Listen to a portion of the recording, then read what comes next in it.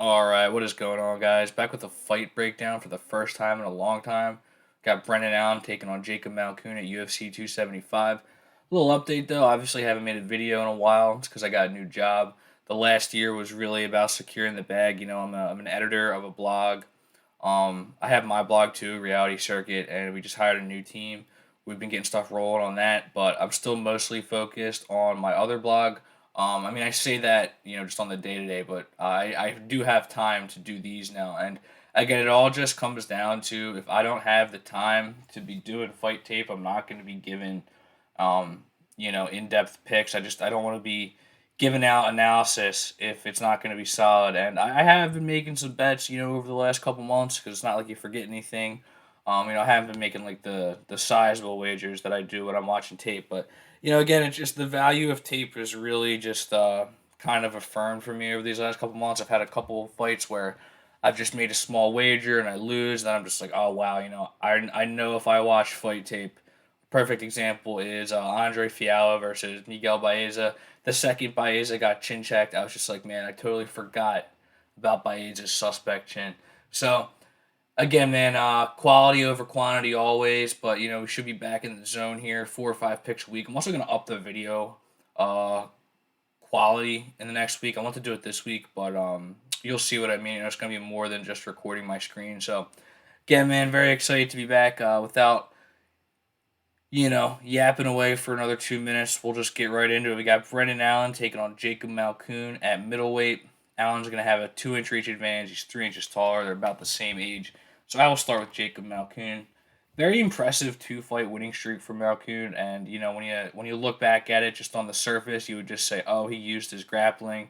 He wrestle fucked him in those last two fights." It sells it short because his grappling was very high level, and so is the fight IQ and the cardio. It's a very good three attribute combo to have. All three of those are on point for Malkoun.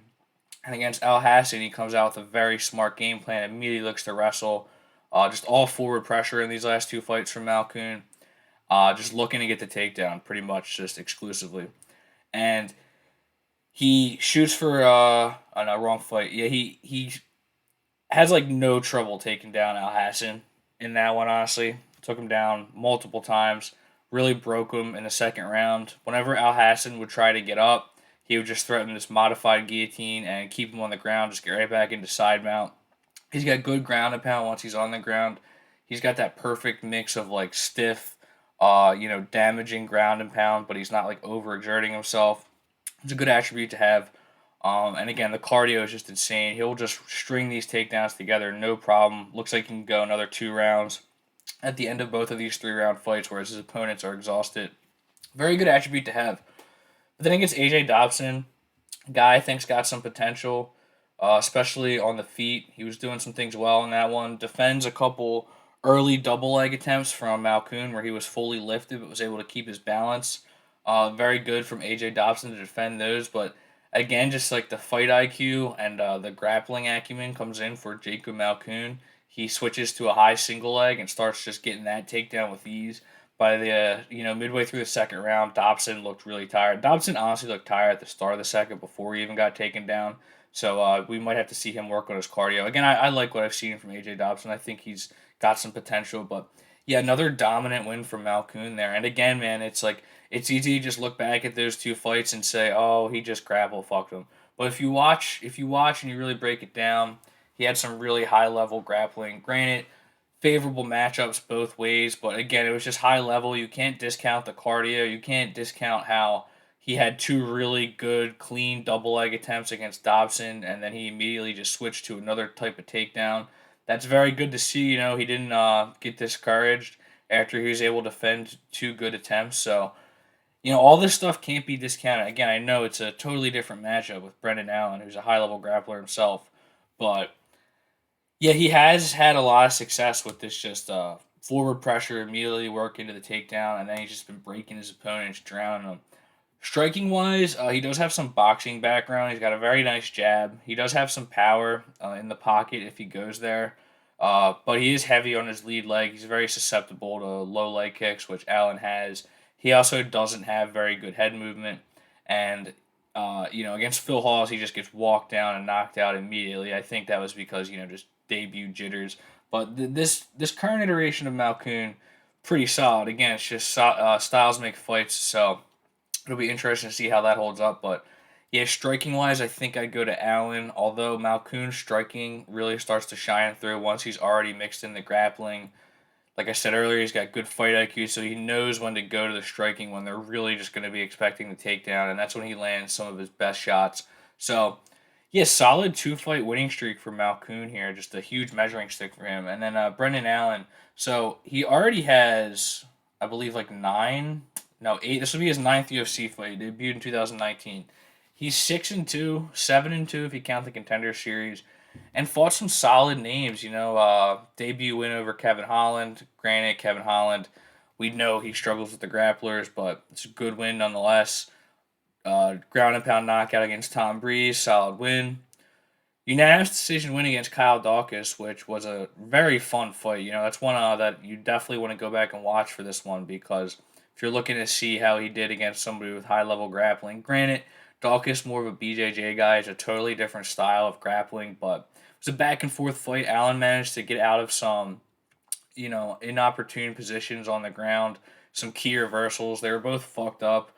Allen, very nice elbows, short elbows from half guard in that fight. Really cut Dawkins open early, and Dawkins was able to battle back though. Got some key reversals in the second round, and I think it's kind of because Allen was being a little overzealous, going for the submission, and again, it's just Dawkins is a different style of grappling than Jacob Malkoun. He's going to have high level BJJ, whereas Malkoun's just going to look for position over submission usually. So it's a little bit different, but I do think it's worth watching. I think the right decision was made. I'd give Allen the first two rounds, give Dawkins the third round. But yeah, Allen did a lot of things well on that one, and he had a ton of momentum at the time. Then he loses to Sean Strickland, and I think he let that loss kind of get in his head because he comes back. It's a great win against Carl Roberson. Um, Unanimous decision win against Punahele Soriano, where he really leaned on the striking. Then against Chris Curtis, again, primary Sean Strickland training partner. And I think that Allen just kind of let it go to his head. He was kind of looking past him, just saying, like, oh, I'm going to, knock out your training partner, and then I want that rematch with Strickland. And Curtis, always overlooked. He just walks forward. Allen doesn't do anything about the pressure, just gets pressured the whole time. And Curtis just kept jabbing him. Eventually finds that power shot, and yeah, it was a very disappointing performance for Brendan Allen. He was a big favorite in that one, and I think a lot of people started to kind of doubt him. He does bounce back big time against Sam Alvey. I know it's Sam Alvey, but Sam Alvey is a dangerous counter striker, and Allen did a good job of avoiding that. Alvey was very sharp in that fight too. He took more chances than we've ever seen Alvey take, which is amazing. He maybe took like three chances. So Brendan Allen got the best version of Sam Alvey, and he had a very, very nice. He kind of like weaved in, comes over the top with a left hook, catches him clean on the jaw. He drops him immediately in on the rear naked choke. It was in deep within seconds of Alvey hitting the ground, and he picks up that dominant win on short notice, up a weight class. So very good to see Brendan Allen. Um, get back in the win column there. But stylistically, I would say I've always thought of Allen as more of a grappler first, but he does have good striking. He's kind of kick heavy in his striking. He's got good body kicks, very good low kicks, and he kind of sometimes he takes a minute to download, but once he starts finding those body kicks, he'll land a couple heavy ones, a couple heavy low kicks. Um, Very good dynamic striking game on the feet.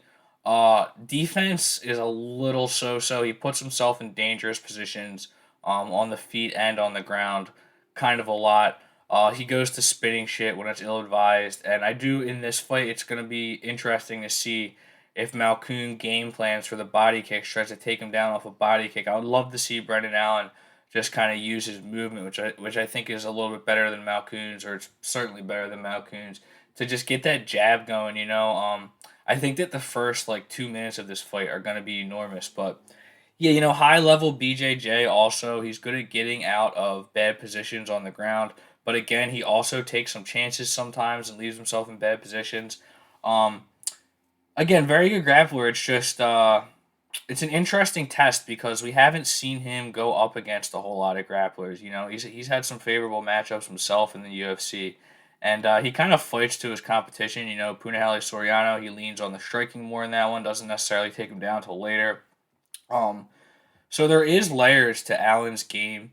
You know, I believe he's at Sanford MMA now. He used to train at Rufus Sport, so he's been high level for a long time. He works harder than anybody, man, in terms of getting in the octagon. He's one of the most active fighters on the roster, and he's still only 26. You know, if there was ever a fighter who was a candidate for, you know, he's still got a lot of room to grow. It's definitely Brendan Allen. And he could be a top 10, top 5 guy if he really gets it together. But you know, we're looking at this one, and we are back where we were with Chris Curtis. Allen is a big favorite, minus 280. Malkoun coming back plus 225. It was a little bit better for Allen earlier in the week, but the money's definitely been coming back on him. Seems like it's maybe trending a little bit back on Malkoun, but only a tiny bit. The money is sure coming on Allen. We'll probably see him at least minus 350 by the time this fight happens. And man, really hard. Look, I'm not gonna bet this fight. I'll just tell you right now. Going back and forth on it. If I am gonna bet anything, I'm gonna make a sprinkle on Jacob Malkoun by decision. And I might sound crazy for this, but I think that Malkoun's style could present a huge problem for Allen. Again, it's all gonna come down to the first couple minutes. If Allen is able to get his respect with the striking, you know, if Malkoun comes forward with his just no head movement, heavy on his lead leg style. A couple leg kicks are really going to be a huge factor for Allen. But if he allows Malkoun to just immediately start pushing him into the fence, it's going to be concerning. We know that Malkoun has cardio, so does Allen, but it's going to be concerning for sure. I mean, on paper, Allen's got to be the pick here, but I just worry. Like we've already seen him overlook Chris Curtis, excuse me, and I'm afraid he's gonna overlook Jacob Malkoun. You know, he's to be respected. His last two fights are very solid performances. And while I do like Allen's jiu-jitsu a lot more, um, I just at this price I can't bet it. So I am gonna say Brendan Allen, but man, it's not confident at all. You know, I have a couple more picks coming today and tomorrow for fights that I actually am gonna bet. But you know, I saw this matchup and I figured if like Allen was like minus 180 or like minus 220, then we could be talking. But it's gotten too expensive for me to bet on Brendan Allen. You know, he's in that tier for me where like I'm skeptical about pulling the trigger at minus 300. And again, this could be a huge statement win for him if he gets like the first round knockout of Jacob Malkoun or first round submission will be even nicer. You know, Brendan Allen, we gotta talk about him being legit again, and I do think he's legit. Again, I think that there's a lot of room for growth here. Sometimes we write these guys off too early. We forget that he's like 26 years old and he's already got like 8 fights in the UFC. He's at the best gym in the world, one of. So yeah, you know, Brendan Allen should win this fight on paper, man. But there's just no value to bet for me. I'm not sold on a method, and I think that Malkoun by decision, if you're just looking for a sprinkle or a DFS play, I think Malkoun's gonna be very good for DFS. I think that's definitely worth a sprinkle. But yeah, guys, thanks for watching. I'm gonna do Jack Della Maddalena versus Ramzan Ameev next, and you know, just leave a comment. It's really nice to be back. And again, hope to have like 4 or 5 videos a week from here on out. So thanks for watching, guys. Sure, subscribe and take